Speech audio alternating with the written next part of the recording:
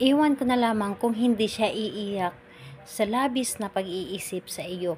Ibulong mo lamang ito at siya ay maiiyak na lagi kang iniisip, lalo na kapag wala na kayong kontak. Hello mga guys, kumusta kayo? Panibagong araw, panibagong video na naman tayo.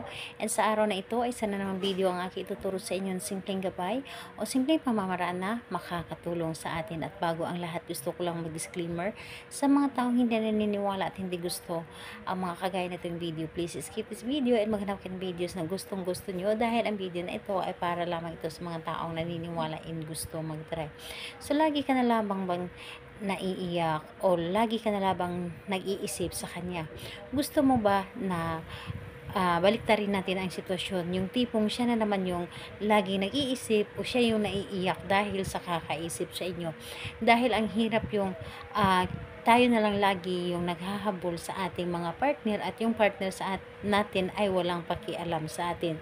So bakit hindi natin gagawin ang simpleng pamamaraan para sila naman ang magpaparamdam sa atin ng ganito, o sila naman ang makakaramdam ng pag-iiyak, o sila na naman ang makakaramdam ng pag-iisip sa atin. So minsan hindi tayo nakukontak ng ating partner, and dahil nasasanay sila na tayo lang yung laging kumukontak sa kanila at tayo yung laging para bang naghahabol sa kanila. So ngayon, baliktarin natin ang sitwasyon at ito ang ating gagawin. So, pwede mo itong gawin kahit na parehas ang kasarian, and sa magka-LDR din po, pwede din po, and ayun po sa magkalapit.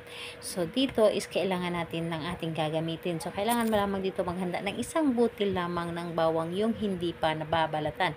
So isang butil lamang ng bawang, at syempre yung sarili mo ihanda natin. Kailangan na alam mo sa iyong sarili na gustong gusto mo itong gawin at naniniwala ka dito.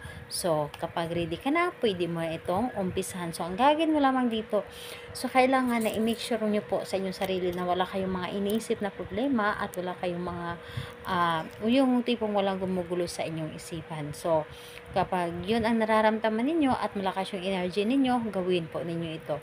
Hawakan mo lamang ang isang butil ng bawang at inyo lamang itong i-close ang inyong mga palad at ibulong mo dito ang inyong nais. Ano nga ba ang ating nais, o ano nga ba ang dapat nating ibulong?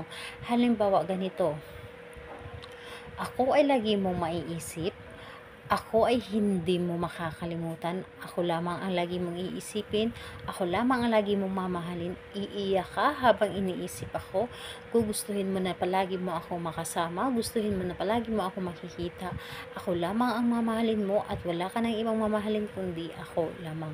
So yung sa mga sasabihin is pwede natin itong dagdagan, depende po sa inyo. And ayun, syempre dapat ay nagagaling sa inyong puso ang inyong mga ginagawa.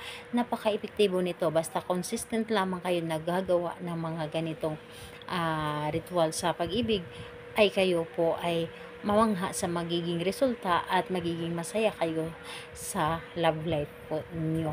So ayun, saan natin ito ilalagay ang larawan, ang bawang, sa pagkatapos sa paggawa natin dito, ilagay mo ito sa ilalim ng inyong unan. So itago niyo ito sa inyong unan, or ilagay ninyo ito sa inyong wallet or bag.